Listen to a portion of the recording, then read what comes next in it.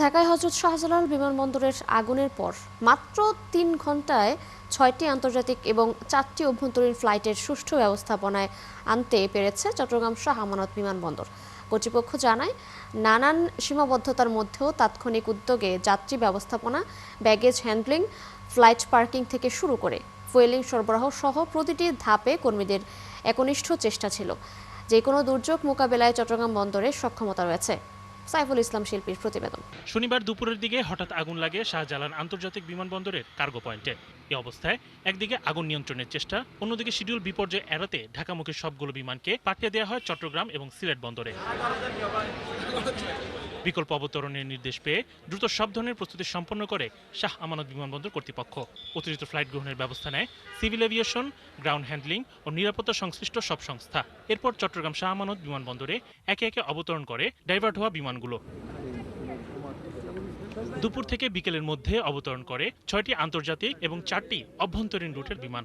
যাত্রীরা জানেন লম্বা জার্নি করে বিদেশ থেকে এসছে, তাদের গন্তব্য থেকে অন্য গন্তব্যে এসছে, তাদেরকে ঠিকমতো সময় তাদের খাওয়া দাওয়ার সরবরাহ করা, তাদের অন্যদের চাহিদা সরবরাহ করা, এবং জানেন যে এতগুলি এয়ারক্রাফট আমরা একসঙ্গে হ্যান্ডেল করার সক্ষম নর্মালি আমরা অভ্যস্ত নই, যার কারণে এখানে যে ফুয়েলের একটা সংকট ছিল ওটা আমরা তাৎক্ষণিকভাবে সক্ষম হয়েছি। শাহজালাল বিমানবন্দরের অগ্নি দুর্ঘটনা থেকে শিক্ষা নিয়ে চট্টগ্রাম শাহ আমানত বিমানবন্দরের নিরাপত্তা ব্যবস্থা জোরদার করার পাশাপাশি বিমানবন্দর পরিসরে মাস্টার প্ল্যান প্রণয়নের কথা জানান বিমানবন্দরের এই পরিচালক। 18 অক্টোবরের যে ঘটনা, এই ঘটনা আমাদের জন্য একটা আই ওপেনিং আমি মনে করি। এর ধারাবাহিকতায় হয়তোবা আরও অনেক এয়ারক্রাফট থাকলে আমরা হয়তো অ্যাকোমোডেট করতে পারতাম না।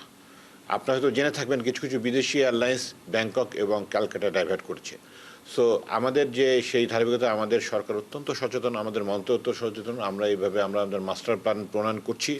শাহজালাল অগ্নি দুর্ঘটনার পরপরই চট্টগ্রামে বিমানের জরুরি অবতরণে 3 ঘন্টার মধ্যে সবগুলো বিমান রানওয়েতে নেমে আসে। একদিকে জরুরি অবতরণ করা 10টি ফ্লাইটের পাইলট ক্রু সহ 1510 জন যাত্রী, অন্যদিকে চট্টগ্রাম থেকেই সরাসরি মধ্যপ্রাচ্যগামী 3টি আন্তর্জাতিক ফ্লাইটের 815 জন যাত্রী।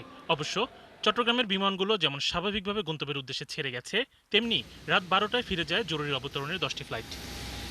একটা জরুরি সময়ে একটা নতুন অভিজ্ঞতার সাথে পরিচিত হওয়াটা আমাদের জন্য অনেক বড় একটা মহড়া হয়ে গেল। তো সেটা আমরা মোটামুটি সক্ষমতার সাথেই সামাল দিতে সক্ষম হয়েছি। দেশের দ্বিতীয় বৃহত্তম আন্তর্জাতিক বিমানবন্দর হিসেবে বিবেচিত শাহ আমানত প্রায় 21 ভাগ অভ্যন্তরীণ ও আন্তর্জাতিক যাত্রী এই বিমানবন্দর ব্যবহার করছে।